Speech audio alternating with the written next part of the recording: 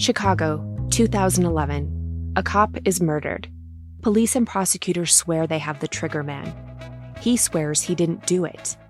How far will each side go to prove they're right? Like it's just one bombshell after another, where you're like, what? The story of a PlayStation, a brain-eating amoeba, and the relentless pursuit of justice. Off Duty, out now. Listen wherever you get your podcasts. This message comes from Jackson. Taxes aren't something you can only think about once a year.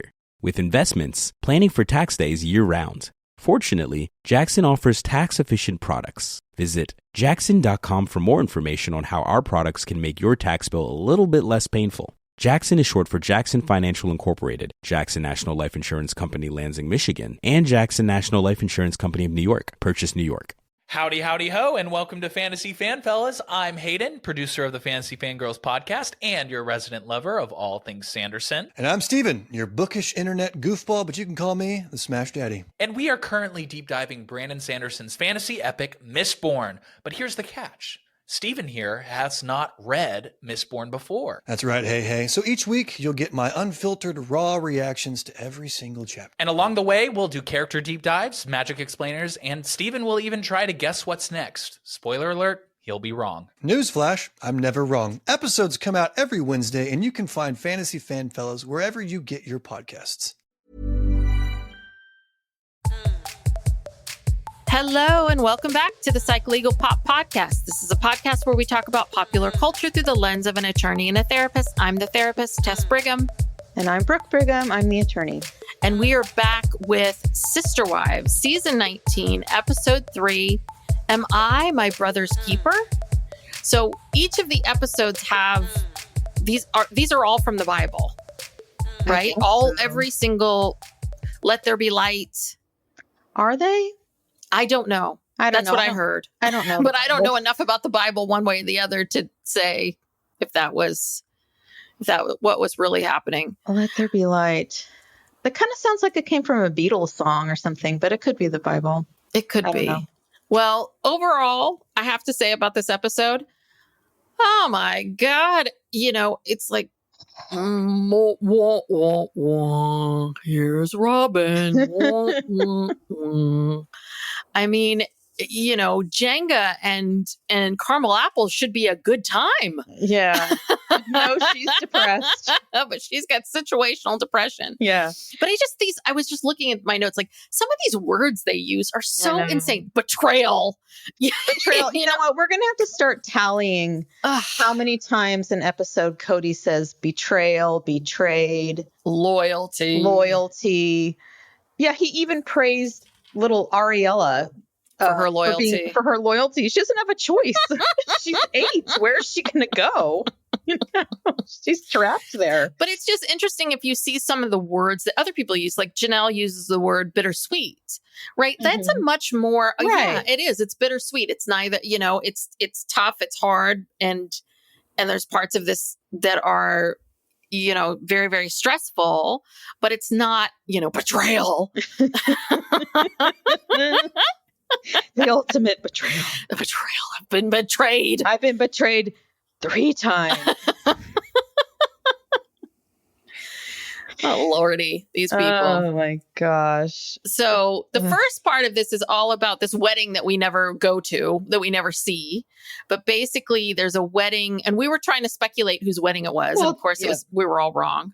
No, I said Logan and Michelle. Oh, yeah. So that was Logan and Michelle's wedding? Oh, yeah. Okay. They said family, bride and groom. Oh, I thought this was someone else.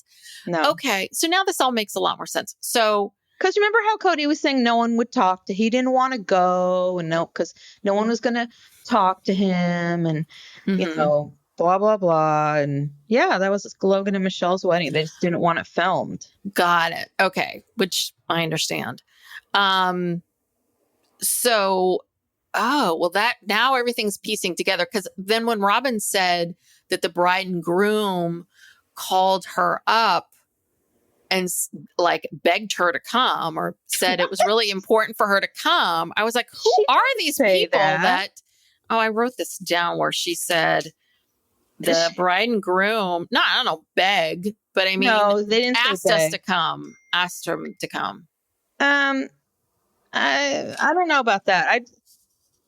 I have here that Kody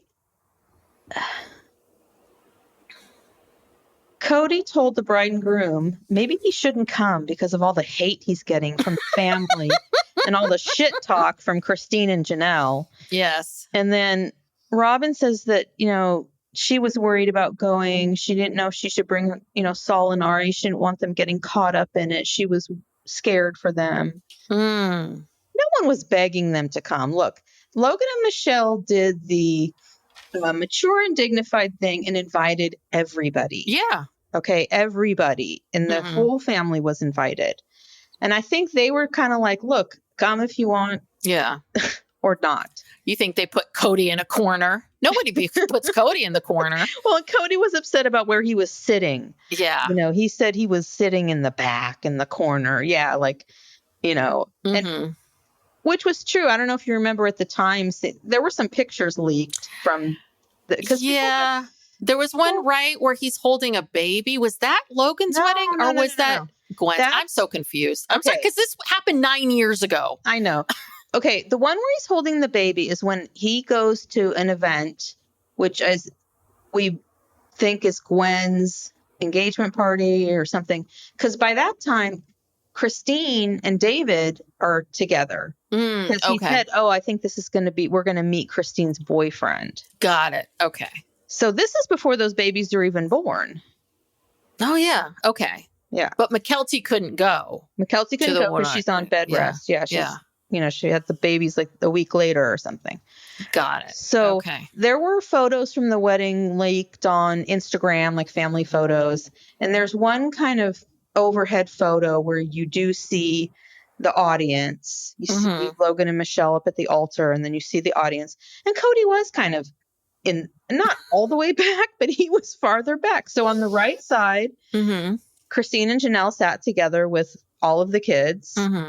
And then on the other side, on the left side, several rows back was Kody and Robyn. And I believe I saw Cody's mom and maybe, a few other family members. But they did separate them. And rightly so. I mean, and of course he's going to want his two mothers and all his siblings front and center.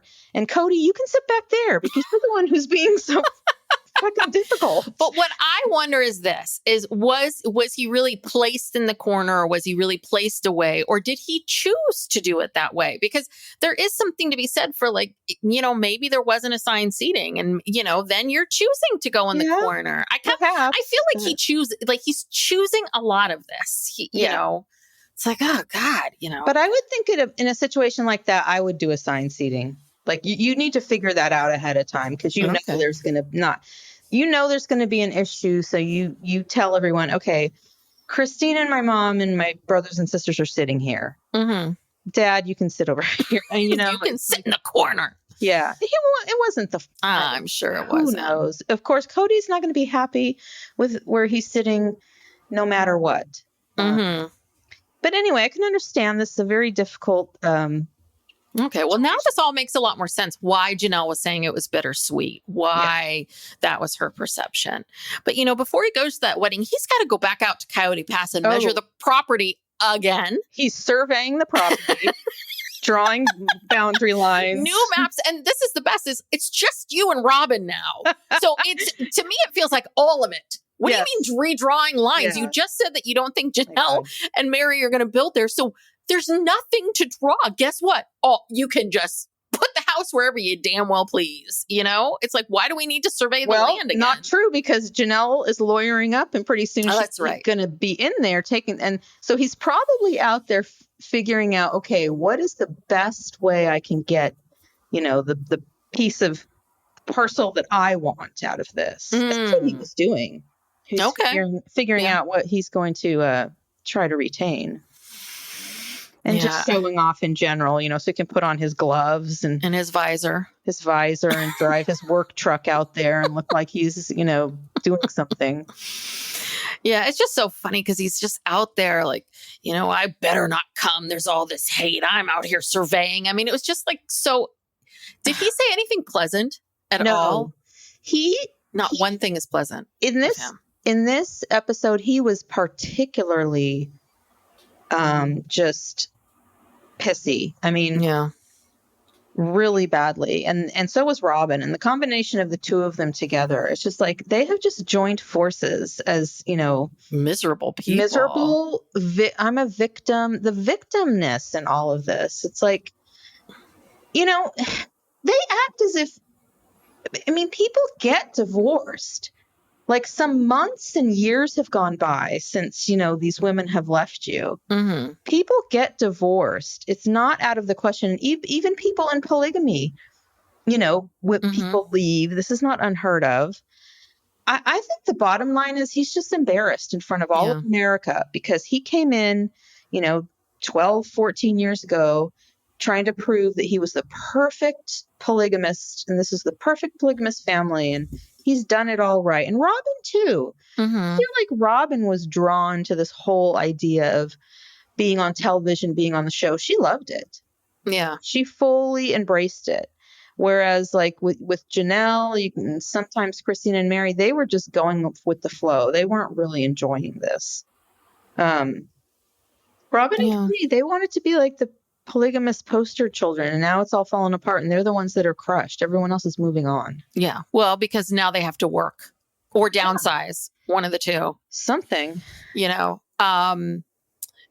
God, those two. And then they produce their kids are like Aurora and Brianna, and even the two little ones are like, I just, God, I mean, I thought, no wonder Dayton spends so much time in the goddamn in the RV. Dayton in a couple of years. Yeah, Dayton is kind of like, oh God, I have to stay away from these people. I don't care how cold it is or miserable it is out here. These people they're miserable.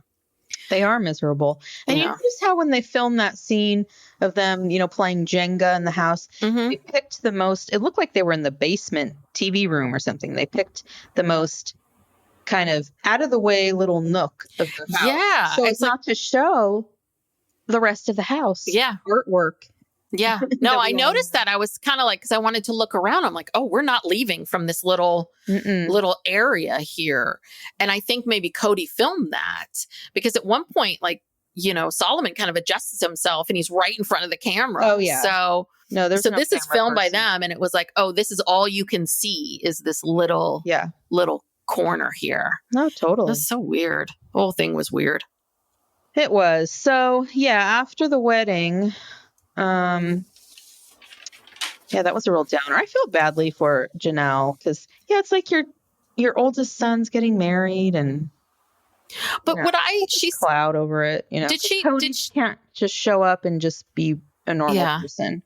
But I also wonder too and I get why Janelle hasn't, I mean, I understand in theory, like I understand in principle why she hasn't reached out to Kody, but if you knew your kid was getting married and the two of you were going, you knew you were going to see him, why, it's like, well, why don't you just reach out or talk to him or kind of preface this a little bit? I mean, there's a little bit of this back to sort of Christine last time being like, well, I don't feel like I need to talk to them. I'm like, everyone needs to be friendly, so it's everybody.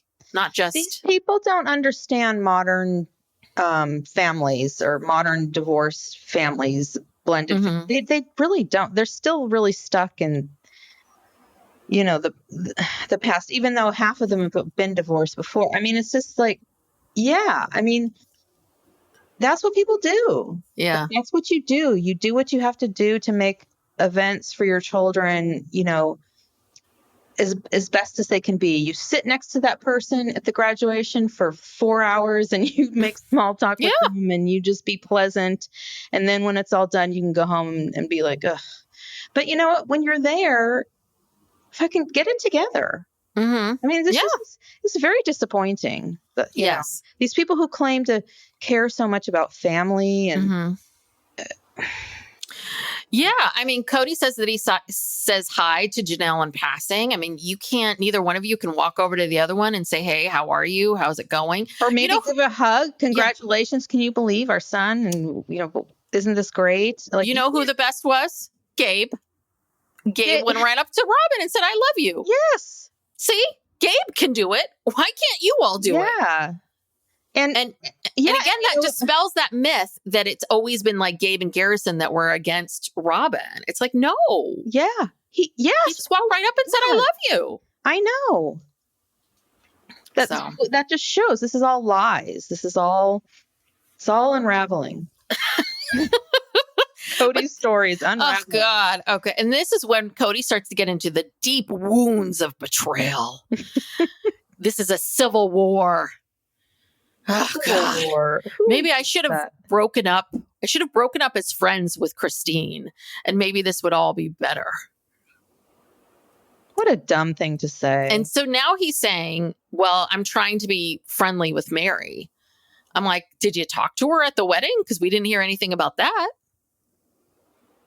Yeah, no, and who was it that said that they sort of nodded at Mary? Like, oh yeah, it was. I think Janelle said I nodded at Mary, and I was like, okay, I know the two of you don't really get along, but okay. Yeah, again, you can't like walk up to her and say, "Hi, Mary, how are you?"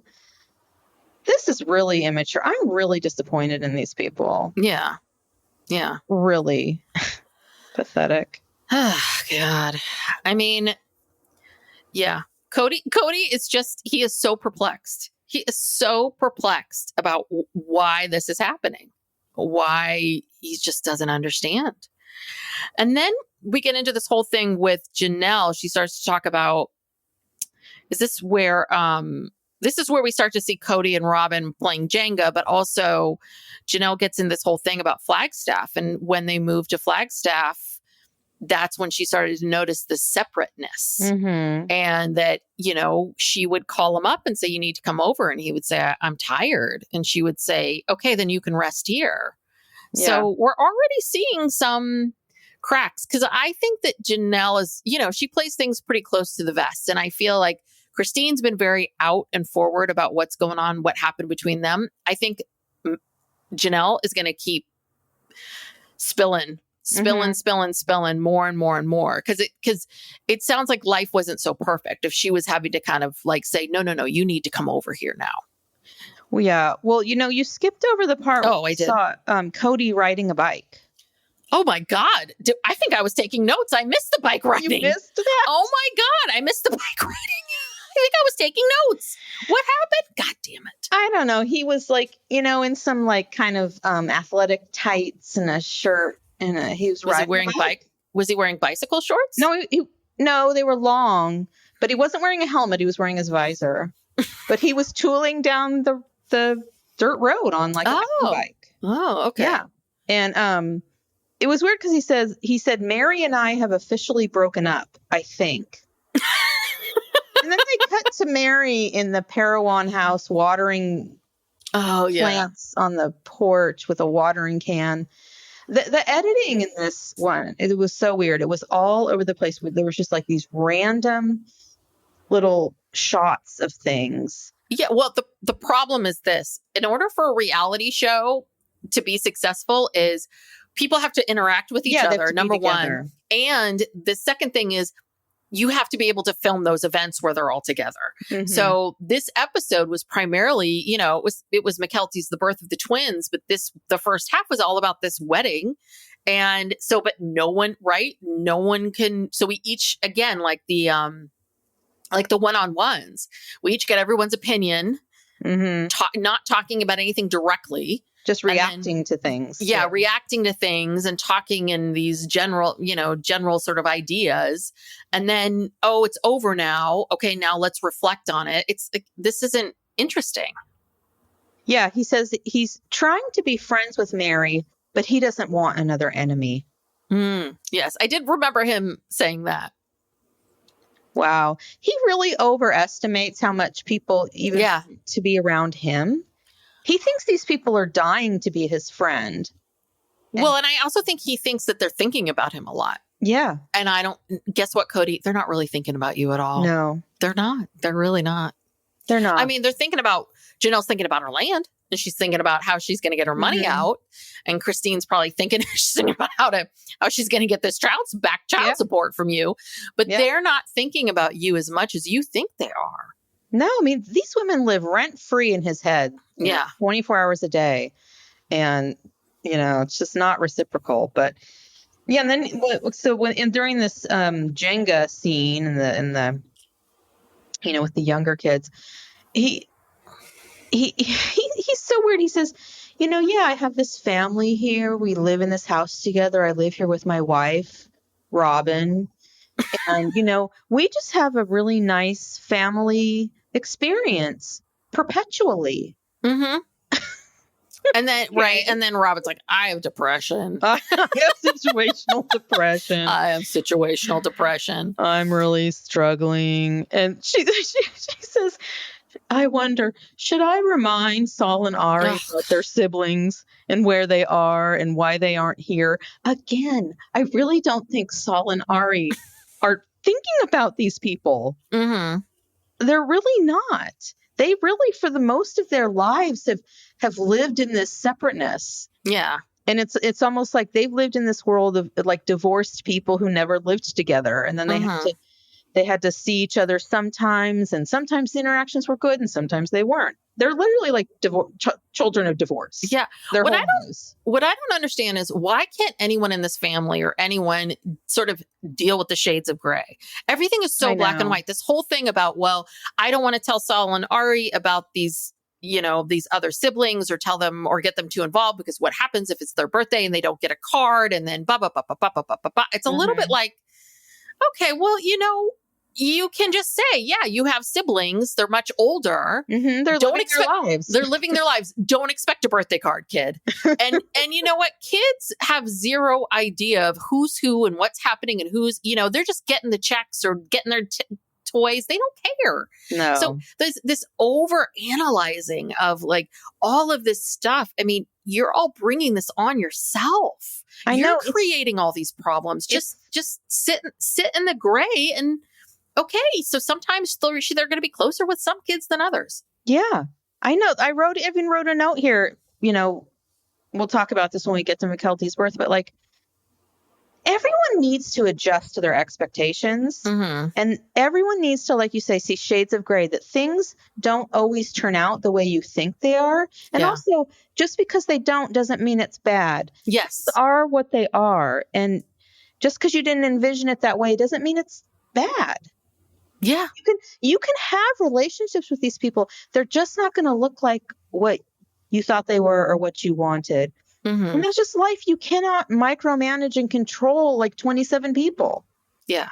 Well, the other thing too is, because Kody keeps talking out of both sides of his mouth, there's this other part where he's talking about being rejected and his family and I've been betrayed and all this kind of stuff. And then he goes over here and he's like, but I have this really wonderful family life that's really great and wonderful. And it's like, so do you not see that this is the problem? That, that he can't seem to quite get that life is happening for him, not to him, right? That's a whole victim mentality. But there's a little bit of, but you've been telling us how unhappy you've been, how miserable you've been, that you love this woman. This is the woman that you want to be with, that this is what you want from your family. You want loyalty, blah, blah, blah. You have this family. So you've just told us that you have that you now have all the things that you say that you want that will make you happy. Yeah. Congratulations. Go with it.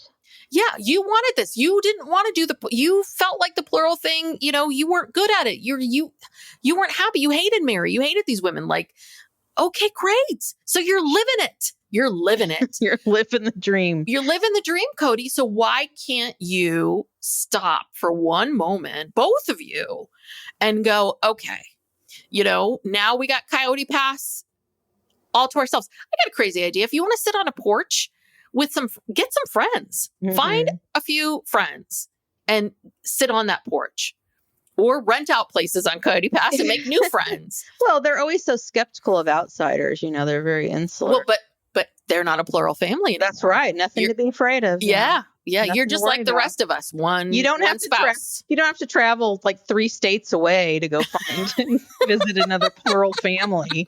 You don't have to seek out Joe Darger anymore. Yeah. But then they get into they get into a real, like a lot of stuff gets revealed. After Robyn talks about, Saul and Ari, then we cut to Janelle saying that, again, talking about there was always this separateness. And she says, my kids were scolded if they opened Robyn's refrigerator. Yeah. And then Robyn says, other than Mary, no one else accepted her and her kids.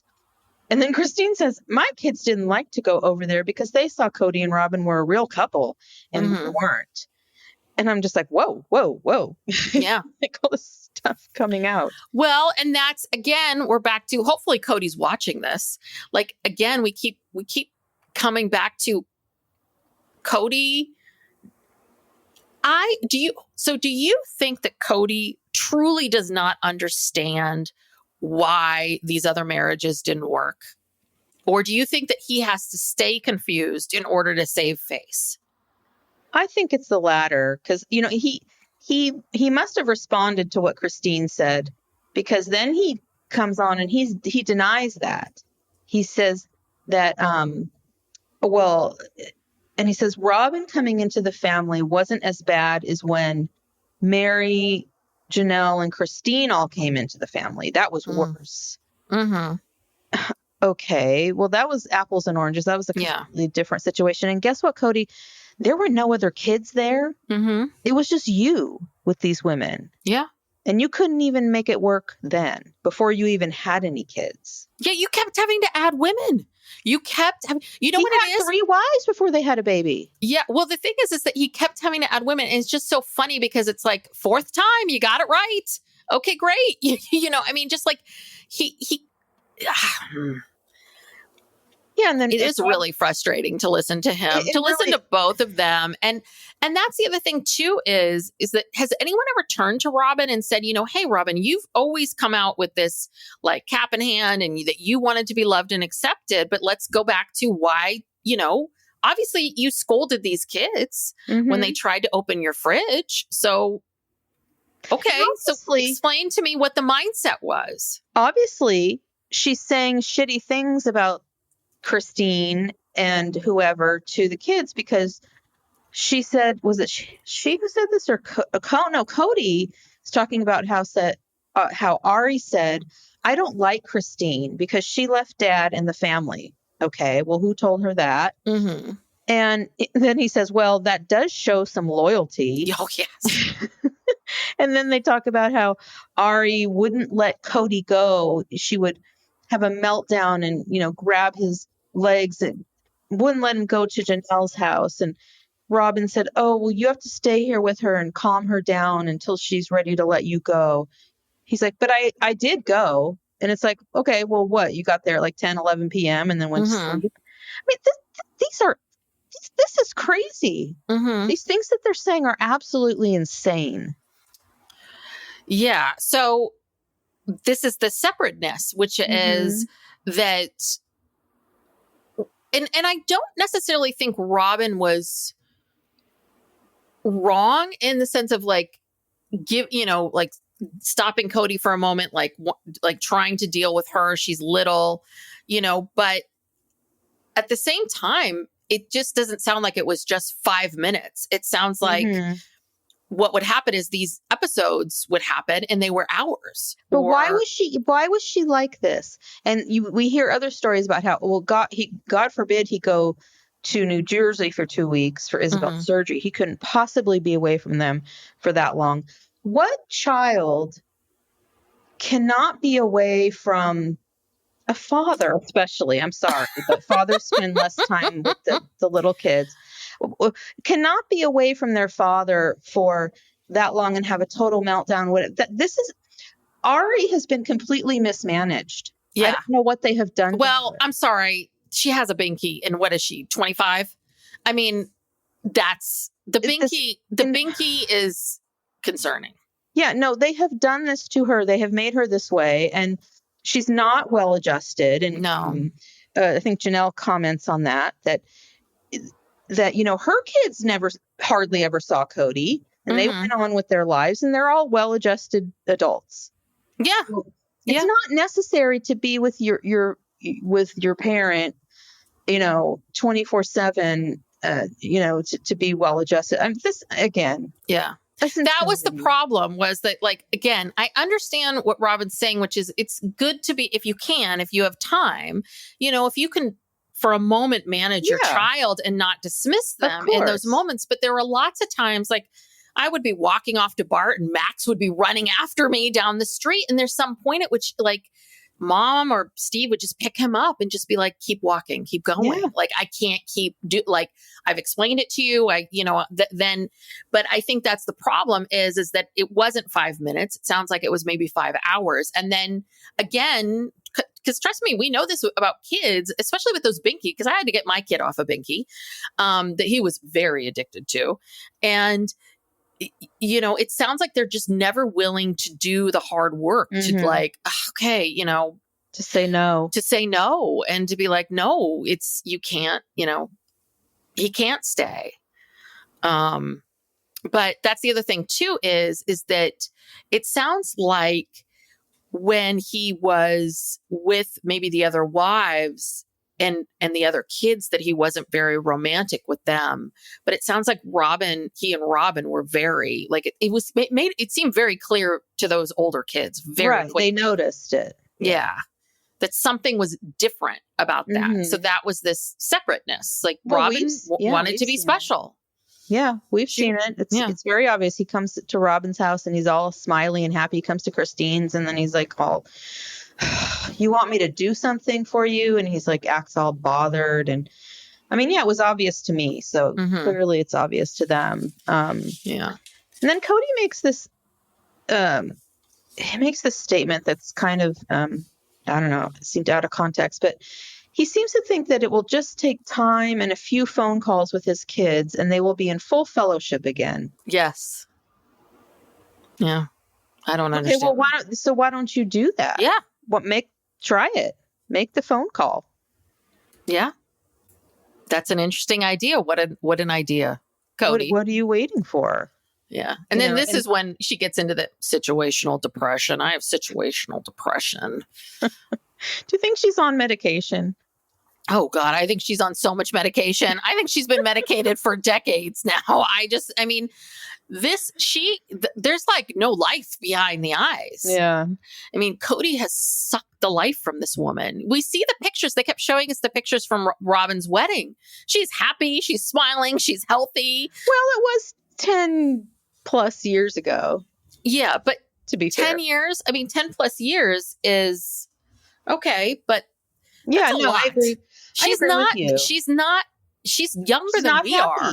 She's pretty miserable looking, I feel like Kody'd be the type of person who wouldn't believe in antidepressants.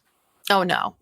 I don't think their church, maybe their church doesn't. I don't think they did. But so, yeah, I think that probably the prescription for mental health is you pray and you talk to your leader or pastor or whomever it is. Right. And hopefully they can help you, give you some advice. Yeah, but she's getting any therapy or any help, because to a certain degree, I wouldn't say I feel sorry for her, but she's really in a bad way. And she does have these young kids that, need her, even her older kids. She needs to be happy and functional. Yeah. Yeah. I think the problem is, I think she's miserable, but I think Kody's even more miserable. And I think he just takes all the misery out on her. And I think she's, again, why she's his favorite is I think she swallows it all. I think she just kind of eats it. And now it's really like, now that things are really bad, I think it's, I think this is what's drained her. It's eating her. Yeah.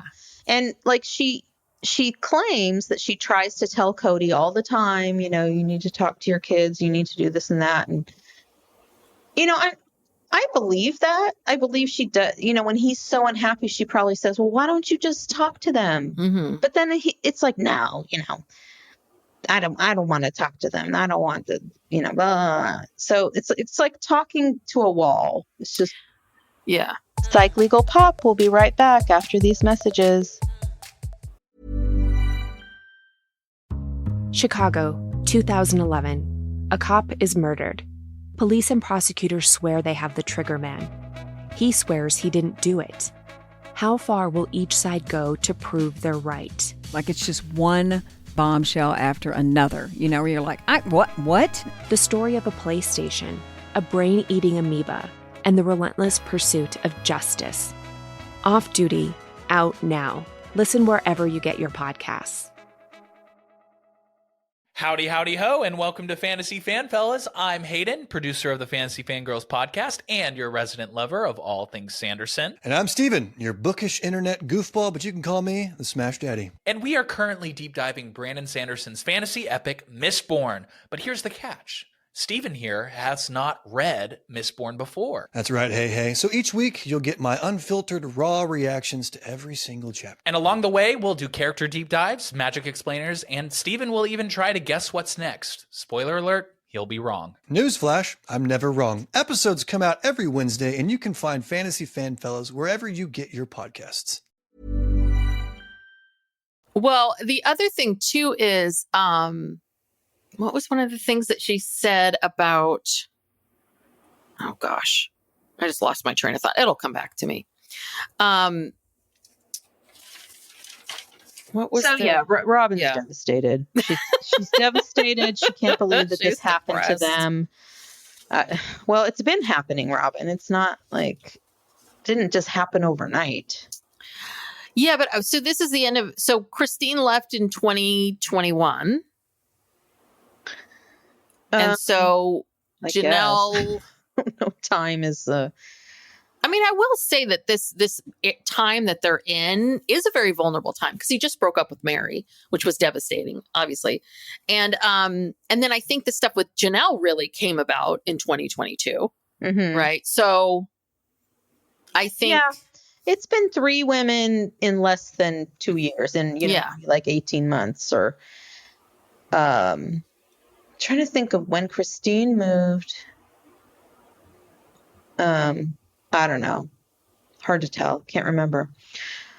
But he's not taking any steps towards trying to heal. Okay? Yes. No, nobody. He is not. He is not trying to heal. Yeah. Heal. So anyway, on happier note, we go to Utah, to Dr. Bean's office. Yes, I was like, hey, it's Dr. Bean. So good to see you again. He's the one who famously delivered Truly, Grace Brown, who, has pretty much been on this show, was born on this show. Yes, exactly. And, both of the twins are, feet down, they're breech. They're probably not going to move. She's because there's no room to move. She's ginormous. It's just, they're just trying to keep them in there as long as they can. And then she's going to have a C-section, which God, here's with it. Yeah. Let's play a new drinking game. It's called every time someone says vaginal, take a drink, because my God, we heard the word vaginal a lot. These people just love a home vaginal birth. They love a home birth. And frankly, I don't understand why. I don't understand it at all.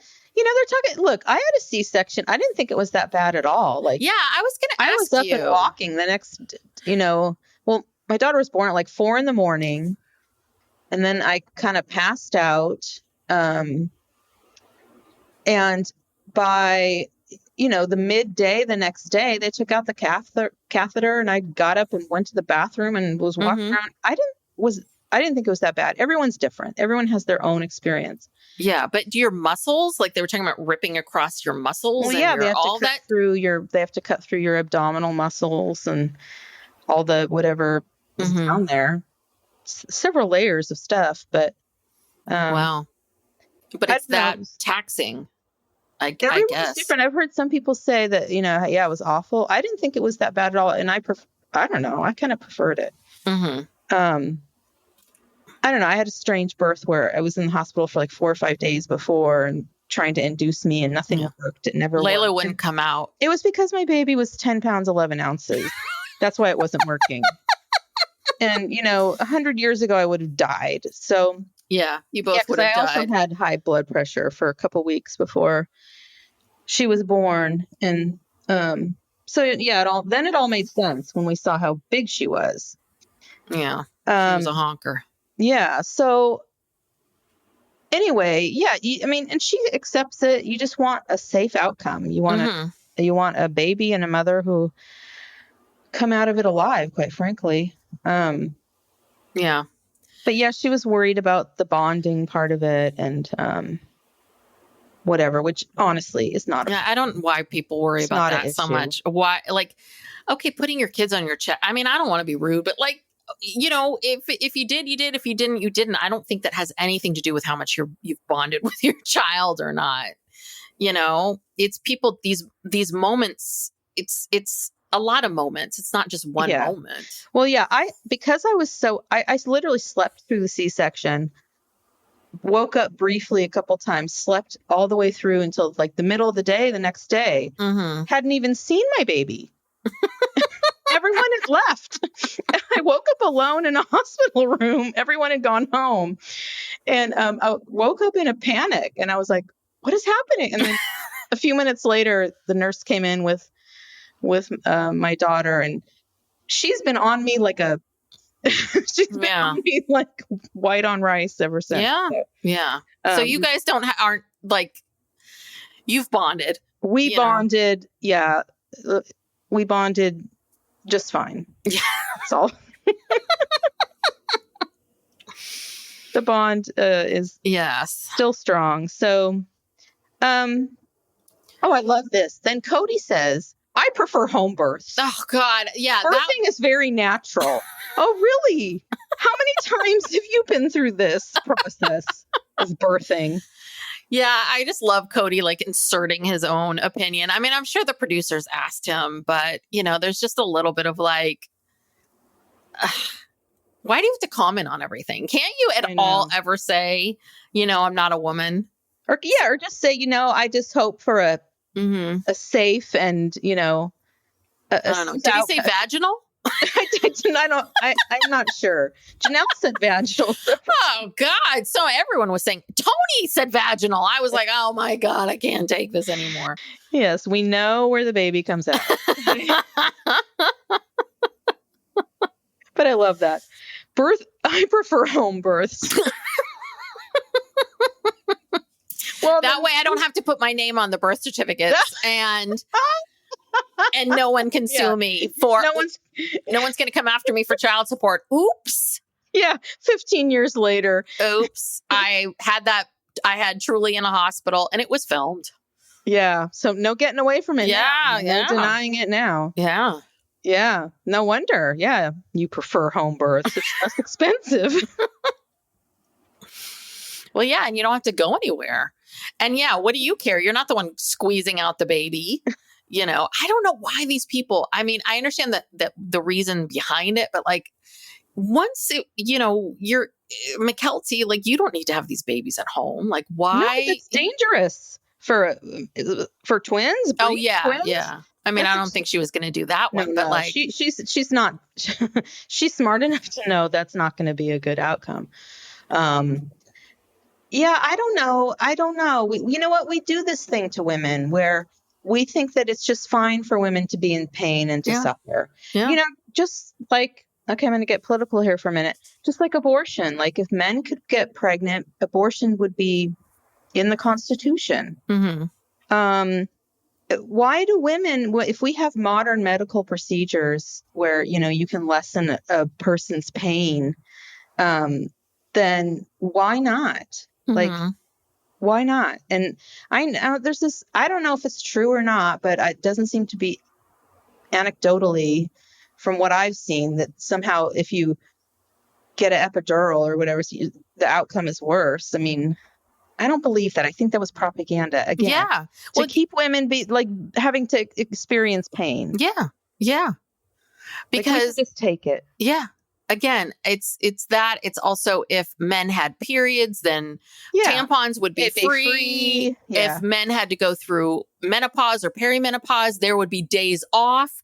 I mean, I have clients who have PMS so bad that like, you know, there are 1 or 2 days a month where it is rough, but guess what? They get up and they go to work every day and they do their job and they do it well. And it's just kind of like, if this was like men would be able to have these, I have PMS day. I'm going to take my allotted 3 PMS days this month. Right. Exactly. You know, it would be all of that. But yeah, as a woman, you go through so much. And, you know, personally, I'm in my perimenopausal stage, and it's like, yeah, I just kind of keep going. I just keep picking it up and going and just dealing no matter how I feel, no matter how I slept the night before.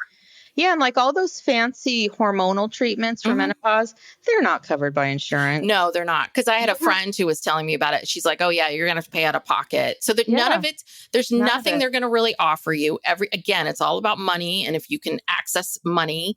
And so if you have money, you can get the treatments. And again, they haven't even really done, there's so much more research they could be doing. There's so much more they could be doing. They don't do any research. They don't bother. And, you know, up until the Affordable Care Act, aka Obamacare, women had to pay for birth control. Mm-hmm. Now, you know, insurance companies are required to pay for that. Yeah. Birth control. And it also, if you live in a state that still has this, had to pay for abortions too.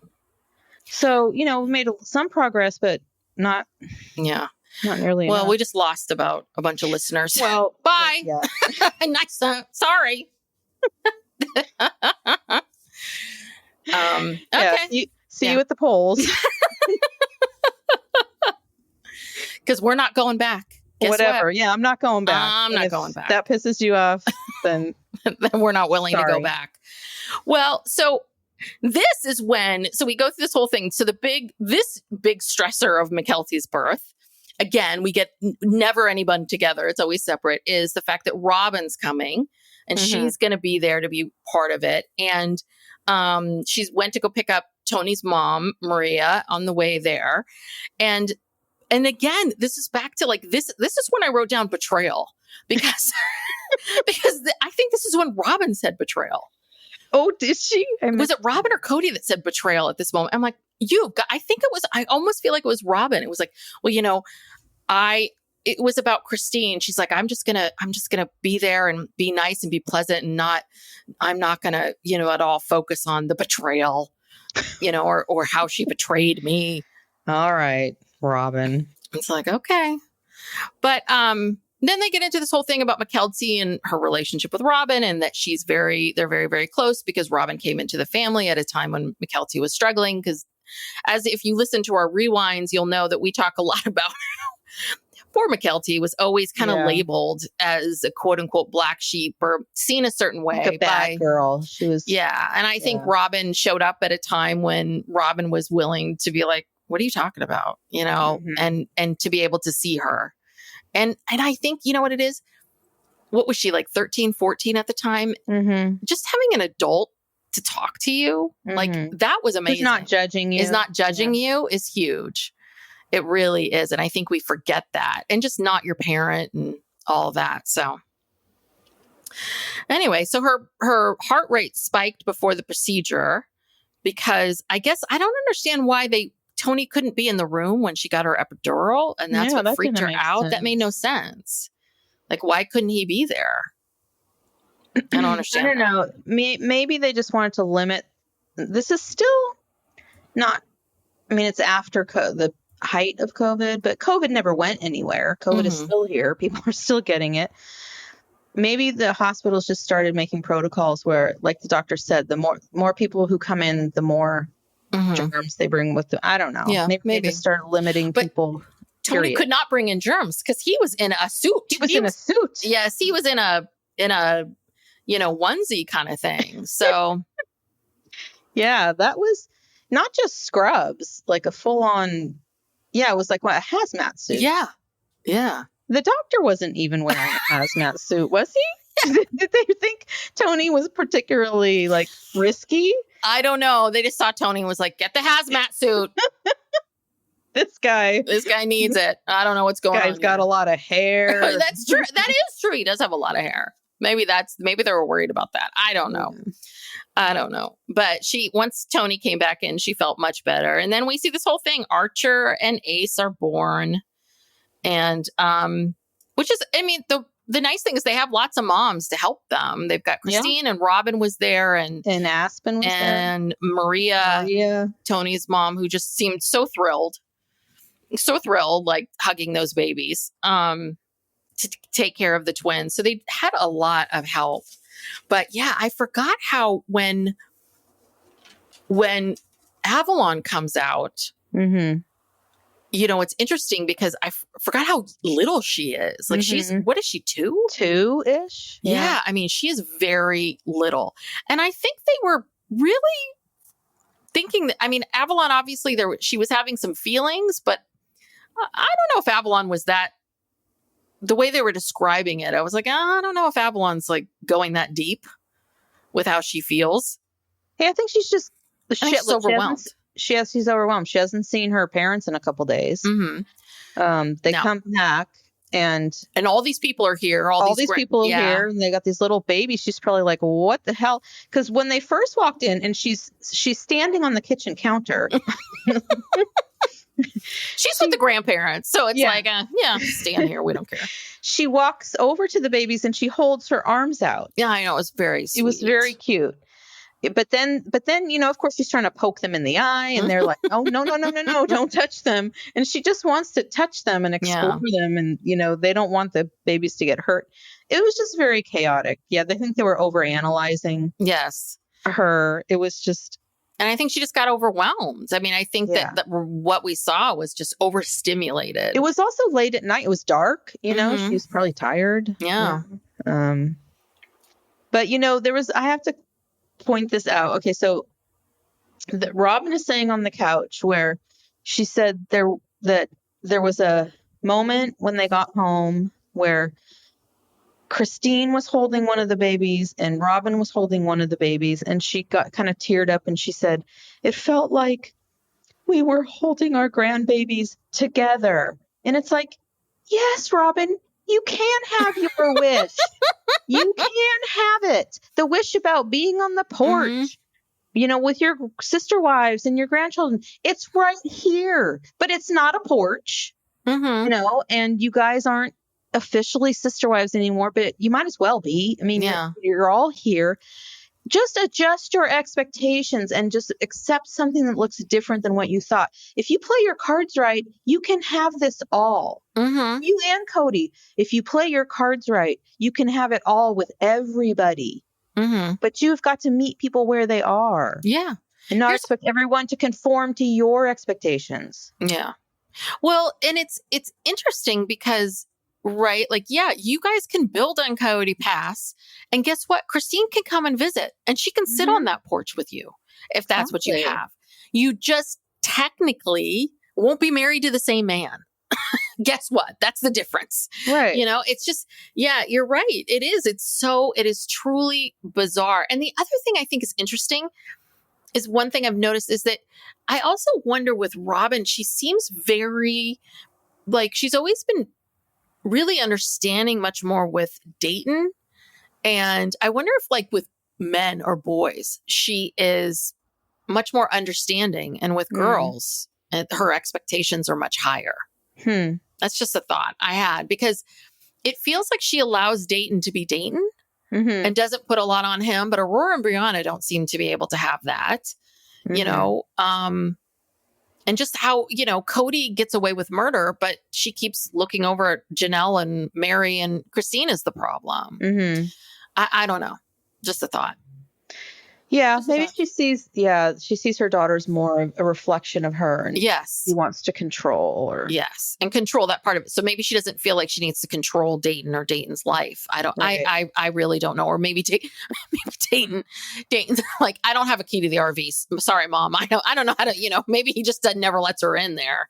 Maybe she tries to control and he's just like, okay, I'll see you later. Lock the door. Like Dayton's in there and he's like, shh. Turn the lights off. Turn off the lights. My mom's coming. Now this was interesting because they were talking about how, the early years as Kody has now created them to be like just terrible, terrible years, awful years that were so awful. But he says something about like that Christine was jealous of Logan. He said, one of my wives was jealous. Now, I assume that meant Mary, because Mary couldn't have a child at that time, hadn't had Leon yet. And then he was like, well, yes, because Christine was jealous of Logan. And Christine's like, no. She was like, I just got into this plural family and it was really hard. It was awful. It was awful. It's you all people. It's not Logan. Yeah. I mean, yeah, because he has to make everything about him, because they're asking him, well, what was it like, for you? Whatever they asked him, he's like, well, when I first had my first child, another wife got jealous. And it's like, God, you can't be happy about anything. No, he can't. They're asking him about the birth of his grandchildren, obviously. And this is his response. Mm-hmm. Mm-hmm. He can't say anything nice or positive. No, he can't. And then he gets into this whole thing about like, well, I guess it was just all suppressed jealousy and rage. Suppressed rage, suppressed jealousy, suppressed. It's like, whoa. Yeah. Is that really? But rage? These words he uses. There was another word. Betrayal, rage. There was another word he used that was, I thought I had highlighted it. Anyway, just his language of how he describes stuff. Oh, hostile. He said something about how the relationship with Christine was just so hostile. Mm-hmm. Really? Hostile? You don't even talk to each other. How can you be hostile with each other?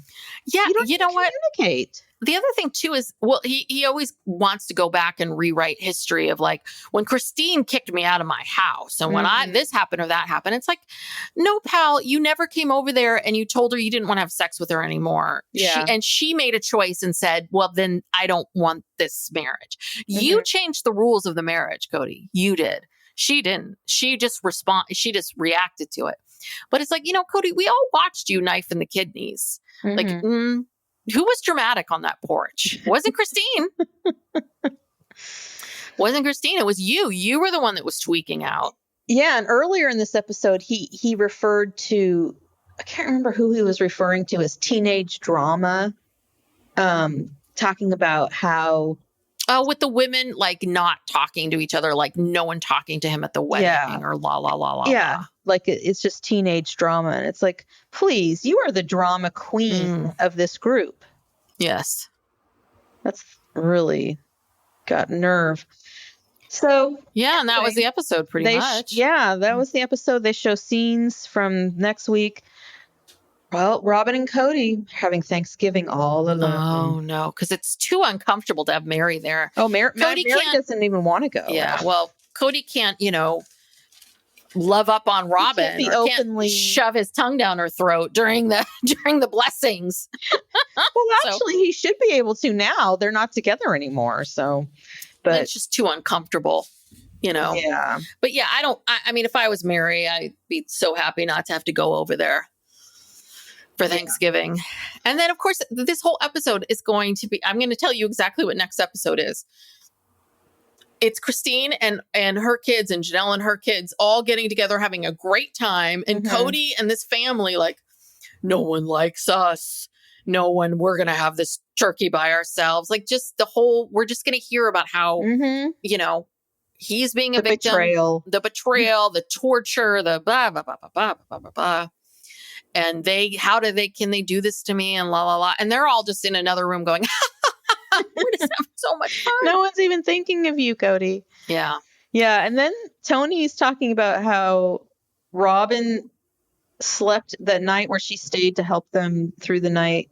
She slept in the closet and Tony was like, you can sleep in the bed with Mykelti. And she didn't want to do it. She slept in the closet.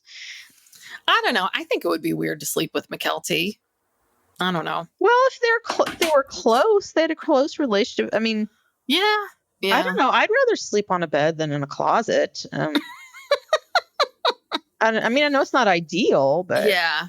I don't know. And then the cut to Kody and Robyn in this talking outside in the snow, and Cody's like, "I'm tired of being angry," and Robyn says, "I'm having a hard time not losing respect for you. You should be camping out on their doorsteps," talking about his children. Yeah. Which is, I go back and forth with Robyn about, is she sincere about this? Because then she'll say, he should be doing all this stuff to try to, repair his relationships. But then she'll say something like, oh, but, it's a two-way street, or they haven't done this, or they haven't done that. She's very inconsistent with that.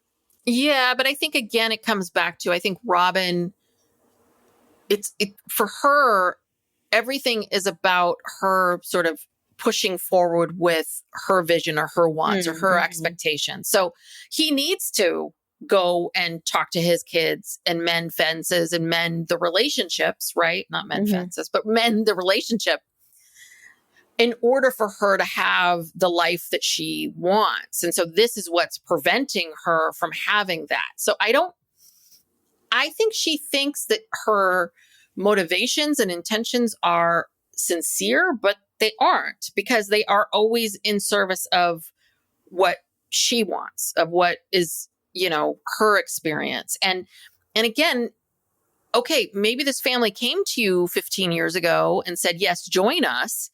And now you're pissed that it's not working out as you expected. But again, nothing in life's guaranteed. I'm sorry. Nothing is guaranteed. Not one thing is guaranteed. Well, death and taxes, those are guaranteed. Death and taxes, that's it. There's nothing else that's guaranteed in life. So you're so angry at these people for changing their minds when really your husband changed his mind. And just didn't tell anyone else that he changed his mind. He just started acting like it. So, anyway, the relationship, things have shifted. So Mykelti said in her Patreon that she and Robyn and Kody are no longer, I don't know what the word is. They're no longer have a good relationship, however you want to state it, because of something that Robyn said or did at Garrison's funeral. And she won't say what it is. So it's just people speculating. So what do you think it could possibly be? Or what did she say or do? Well, I'm saying she. I don't know. Maybe it could have been Kody. I'm unclear.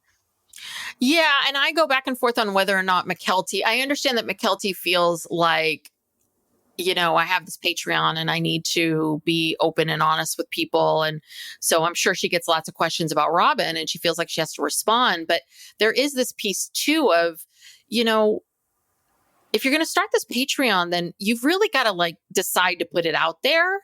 Do you know what I mean? Or if you feel like it's too much, put it on a higher tier, make people pay more for it. If you really, but the thing is that this in-between thing of Robyn and I don't talk, I'll never forgive her. Well, why? I can't tell you. Is goddamn annoying. I'd rather just not know at all, than this. I think that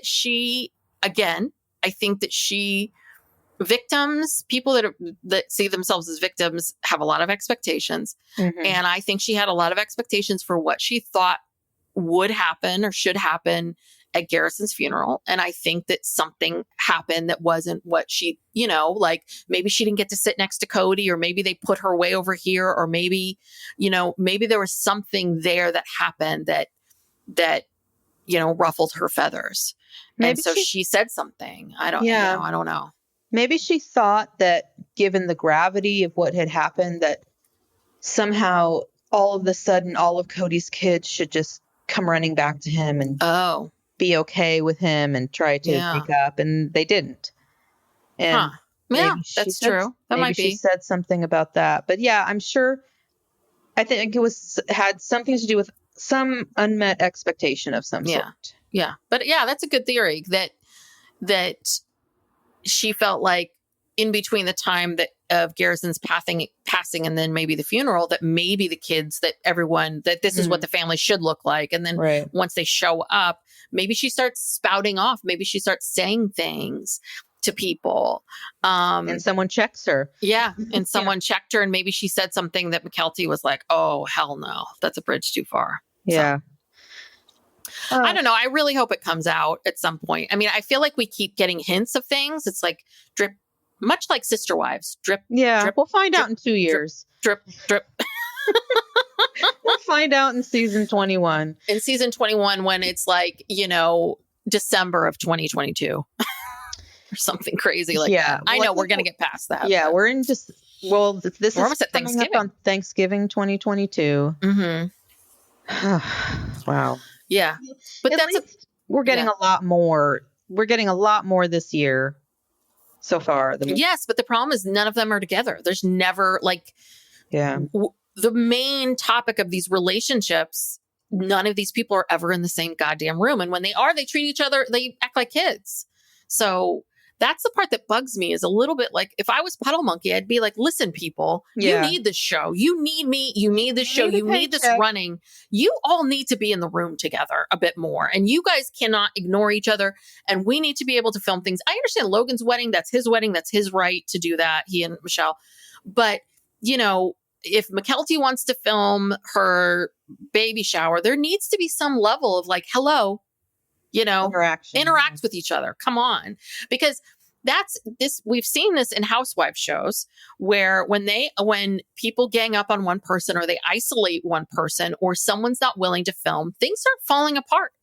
Mm-hmm. This is usually when one person thinks that they're too good to film with other people, or to put up with crap they don't want to. That's when things start to fall apart. And it's like, no, you all, and especially you and Robyn, Kody, you need this show. You need it. They all need it. Because I'm sorry, if they weren't on the show, they wouldn't sell as much Plexus. I mean, it's all a trickle down. LuLaRoe, you know, the Worthy Up, you know, all of these things. that empire. That empire that's Worthy Up. So that tells you how lousy Worthy Up is, that this woman who has a huge platform, cannot fill a room. Yeah, and she has been successful with LuLaRoe. So you're right. The leggings are a better product than Worthy Up. Yeah, because you know what? The leggings, it's very clear on what the leggings are. You put them on your legs, and you put them on your body, and you wear them. You like the pattern, or you don't. Yeah, exactly. Well, there's more events coming up. Maybe they'll start to loosen up, and it'll get better, and they'll realize that we are going to have to interact with these people. I think that baby sprinkle thing was the first time, so it wasn't, you know, it was very awkward. So they need to get it together. They do. All right. Well, let's wrap it up. So thank you so much for tuning in. If you would like to support our podcast, there's lots of different ways to do that. One would be to give us a 5-star rating and review. Those really help people find the show. And also subscribe so that you always get all of our episodes. We're here on Tuesdays with Sister Wives, and then Thursdays we are doing, you know, we do lots of different things. Love is Blind is coming up, so we're going to be covering that starting like this week, right? Yeah, very soon, whenever we can. So we'll try see. to start it this week. We'll try.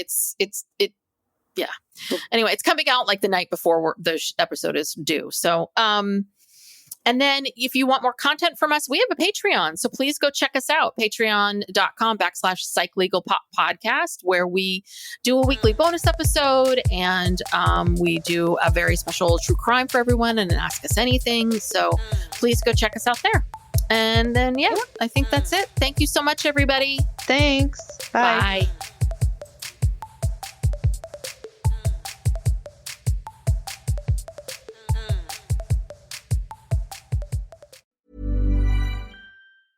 This message comes from Jackson. Taxes aren't something you can only think about once a year. With investments, planning for tax day is year-round. Fortunately, Jackson offers tax-efficient products. Visit jackson.com for more information on how our products can make your tax bill a little bit less painful. Jackson is short for Jackson Financial Incorporated, Jackson National Life Insurance Company, Lansing, Michigan, and Jackson National Life Insurance Company of New York, Purchase, New York. Howdy, howdy, ho, and welcome to Fantasy Fan Fellas. I'm Hayden, producer of the Fantasy Fangirls podcast and your resident lover of all things Sanderson. And I'm Steven, your bookish internet goofball, but you can call me the Smash Daddy. And we are currently deep diving Brandon Sanderson's fantasy epic, Mistborn. But here's the catch. Steven here has not read Mistborn before. That's right, hey. So each week, you'll get my unfiltered, raw reactions to every single chapter. And along the way, we'll do character deep dives, magic explainers, and Steven will even try to guess what's next. Spoiler alert, he'll be wrong. Newsflash, I'm never wrong. Episodes come out every Wednesday, and you can find Fantasy Fan Fellas wherever you get your podcasts.